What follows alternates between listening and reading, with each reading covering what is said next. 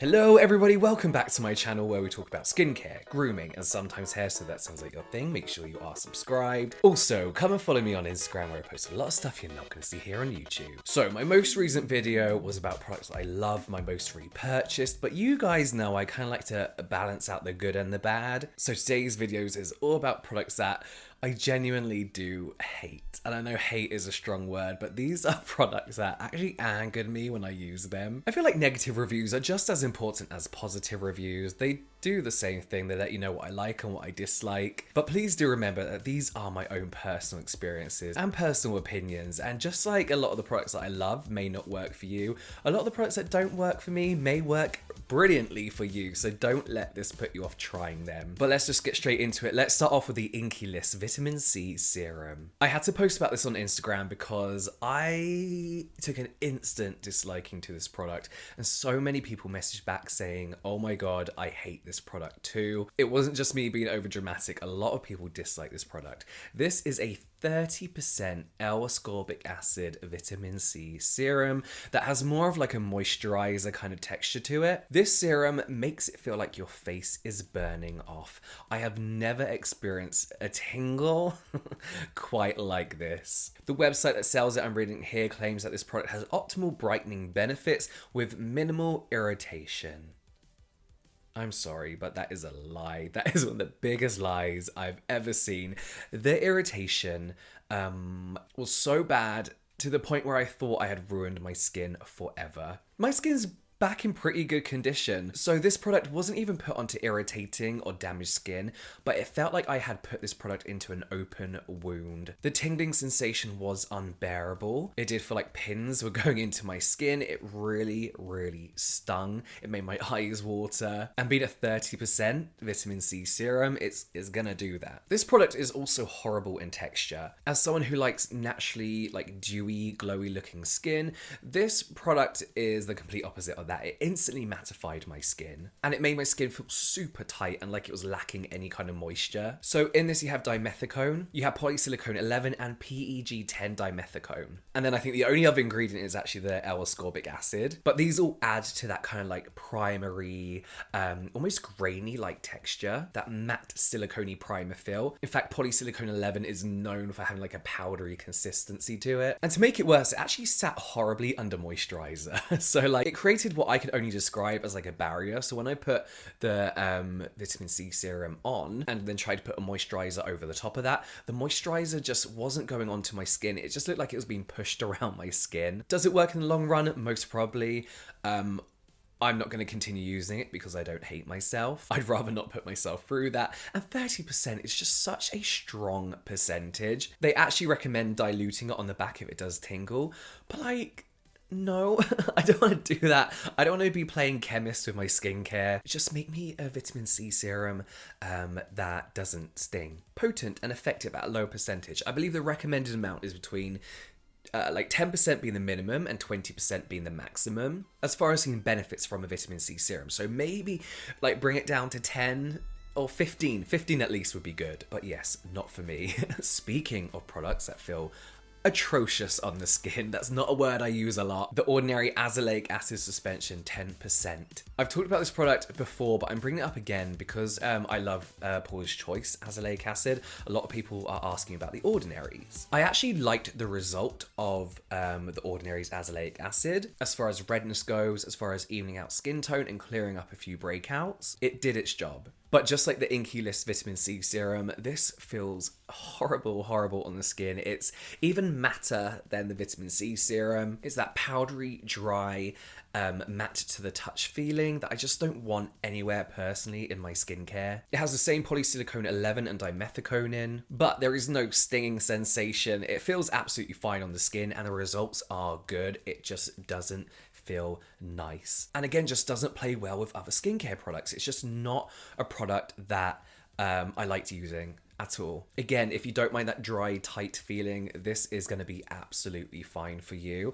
But after trying this, because I know I like the results of azelaic acid in general, I like what it does for my skin enjoys it, I was more than happy to spend that little bit, not a little bit extra, quite a fair bit extra money on Paulas Choice azelaic acid in order to have that nicer kind of feeling on the skin. The Paulas Choice one feels more like a moisturizer, the Ordinary's one feels like what was that called? Like Dream Matte Mousse from Maybelline. Do you remember that? But like drier. But I've actually kept the Ordinary's one. It works great as a direct spot treatment and the results are there. If you really don't have the budget for Paulas Choice, this is going to be absolutely fine.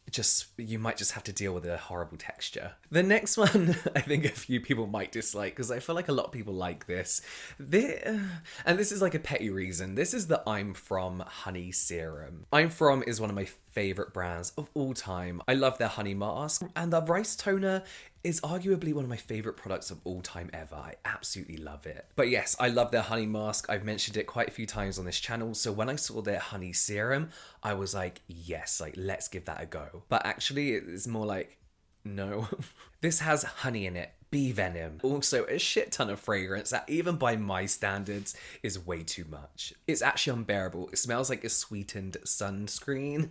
Reading from the Wish Trend website, who they actually sent me this product, they say that it contains 30.63% of Honey Glow Queen, which is their trademarked name for a mixture of 7 active ingredients, including honey, black bee propolis, royal jelly, bee venom, turmeric, bee pollen, and cinnamon. Cinnamon is actually known for its amazing ability to really, really irritate the skin. And I do feel like the Honey Glow Queen thing, which they've trademarked, just in case anybody wanted to steal that name, I feel like it's very gimmicky. It's like they took the idea of honey, I thought, what else do bees like? And what else reminds you of honey? Then just shoved it all into one serum. It's very moisturizing, but also very irritating. It actually broke me out to little tiny, very itchy little dots, which obviously far outweighs the moisturizing benefits of this serum. But it's also too heavy, I think, to be called a serum. It felt very suffocating when partnered up with a moisturizer. If you have very, very dry skin, this might be all right. But it's like too heavy to be serum and too thin to be a moisturizer. It's a very odd serum. I'm also not keen on pollen as an ingredient because I don't know if this is a thing, but I suffer from seasonal allergies. I have hay fever.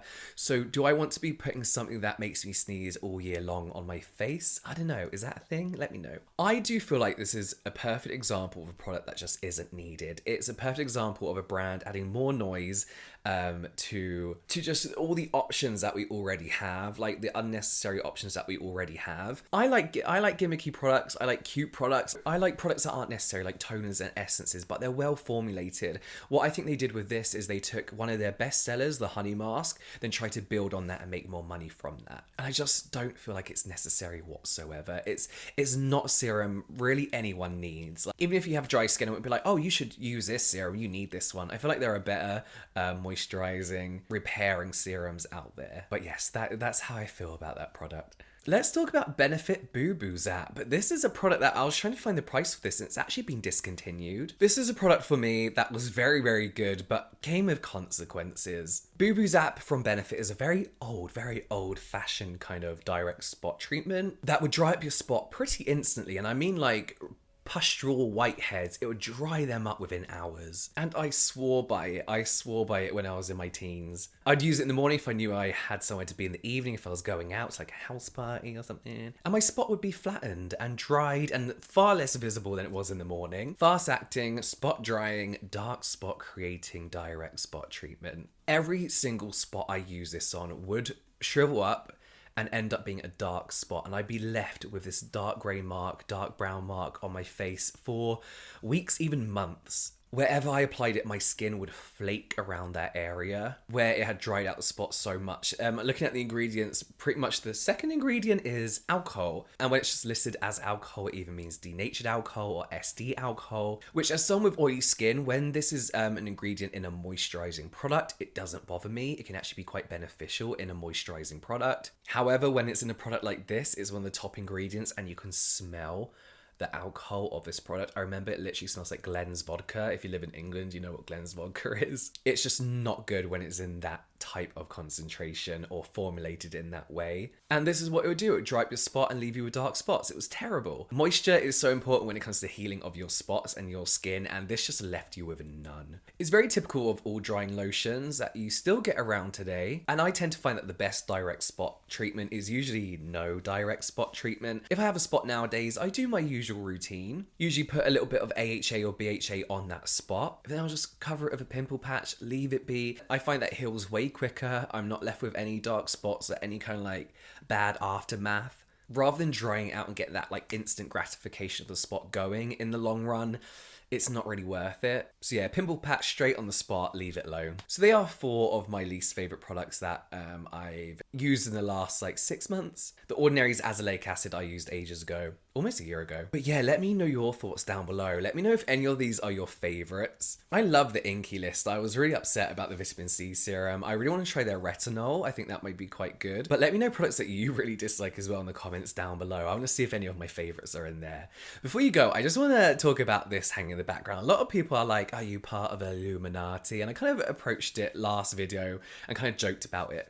But no, guys, this is a symbol that's centuries and centuries old and predates the Illuminati. They just took this as their symbol. It's a sign that you'll see across all religions, across all history, and depends how you want to see it, but it is the all-seeing eye, and how I interpret that is that a higher power, whatever you believe in, is always watching you and your actions. So you need to make sure that your actions are what you feel are the best and will benefit people the most. And it makes you remember that your actions always have consequences, even if you think they don't. So it's a reminder to always be putting my best self forward, thinking how my actions will affect others. So yeah, there's nothing demonic going on here unless I'm cursing people. But that is it from me now, guys. I will see you next time.